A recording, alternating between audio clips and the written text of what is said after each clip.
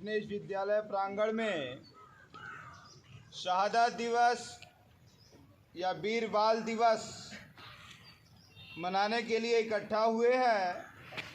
सर्वप्रथम हम लोग विद्यालय परिवार की तरफ से उन दोनों महान विभूतियों को जिन्होंने अपने धर्म की रक्षा के लिए अपने प्राण का न्यौछावर किया, साहिबजादे जोरावर सिंह जी और साहिबजादे फतेह सिंह को सत सत नमन करता हूँ और यह उम्मीद करता हूँ कि इनके विचार, इनके निष्ठावान जो बातें हैं, प्रतिबद्धता है, कर्तव्य निष्ठता है, वह हम सभी को प्रभावित करेगी।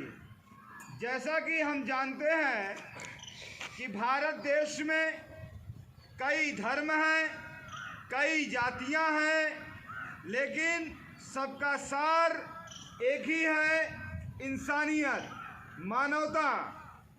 लेकिन 712 ईस्वी में जब पहली बार भारत में सिंध के रास्ते इस्लाम आना प्रारंभ हुआ तो भारतीयों ने बहुत उसका विरोध किया, लेकिन फिर भी आगे चलते हुए 13वीं शताब्दी आते आते भारत में इस्लाम धर्म मजबूत स्तंभ के रूप में स्थापित हो गया।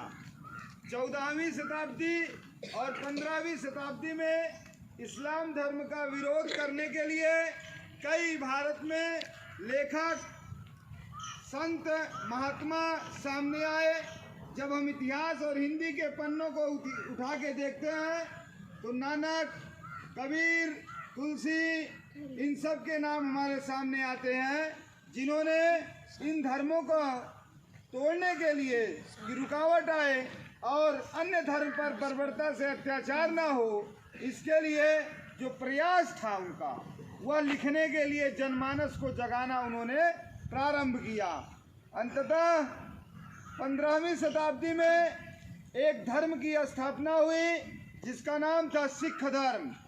सिख धर्म के संस्थापक गुरु नानक देव जी ने के मृत्यु के पश्चात अन्य गुरुओं का एक क्रम चला और वे गुरु अंगद, गुरु आनंद, रामदास, देखेंगे गुरु गोविंद सिंह, इनका एक 10 का क्रम चला। गुरु अर्जुन देव, गुरु हरगोविंद, हरराय, हरकिशन, गुरु तेग बहादुर की पदवी प्राप्त की तो उनकी जो आयु थी एक अल्प आयु थी, एक बालक की आयु थी 9 वर्ष की।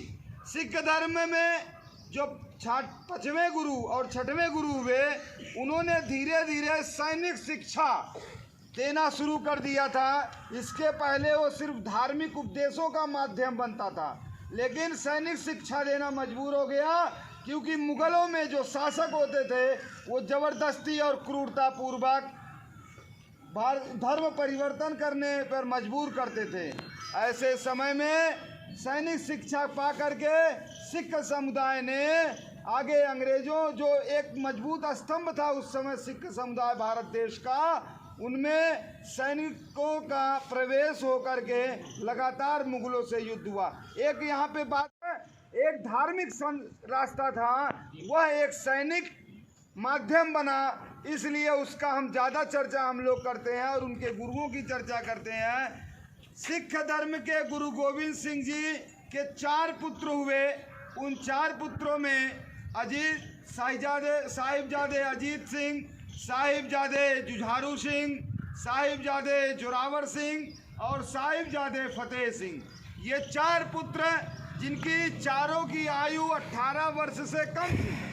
18 वर्ष की कम आयु होते हुए भी लगातार उन्होंने सैनिक शिक्षा प्राप्त करके अपने पिताजी करता हूँ।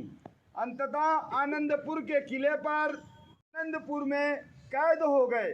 जब वहाँ पर खाद्यान्न रसद का उपयोग जो है कम होने लगा, वे वहाँ पर भूखमरी से लोग मरने लगे आनंदपुर किले में, तो अंततः गुरु गोविंद सिंह जी ने औरंगजेब के साथ समझौता कर लिया। जब औरंगजेब से समझौता हुआ तो औरंगजेब ने तो की पदवी प्राप्त की, तो उनकी जो आयु थी एक अल्प आयु थी, एक बालक की आयु थी 9 वर्ष की। सिख धर्म में जो 5वें गुरु और 6वें गुरु हुए, उन्होंने धीरे धीरे सैनिक शिक्षा देना शुरू कर दिया था। इसके पहले वो सिर्फ धार्मिक उपदेशों का माध्यम बनता था, लेकिन सैनिक शिक्षा देना मजबूर हो गया, क्योंकि मुगलों में जो शासक होते थे वो ज़बरदस्ती और क्रूरता पूर्वक धर्म परिवर्तन करने पर मजबूर करते थे।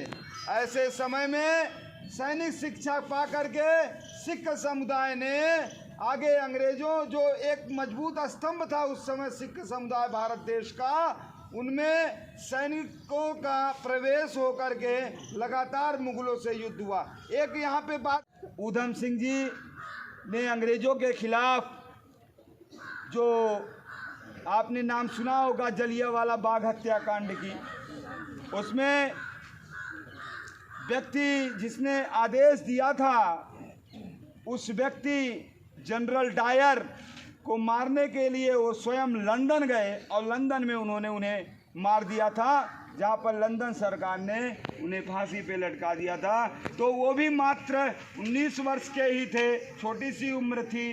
तो ऐसे युवा क्रांतिकारी जो 17वीं 18वीं शताब्दी में हम और 20वीं शताब्दी तक हम सभी लोगों को गौरवान्वित करते हैं, प्रभावित करते हैं। इसी के साथ मैं अपनी वाणी को विराम देता हूँ। सादर धन्यवाद।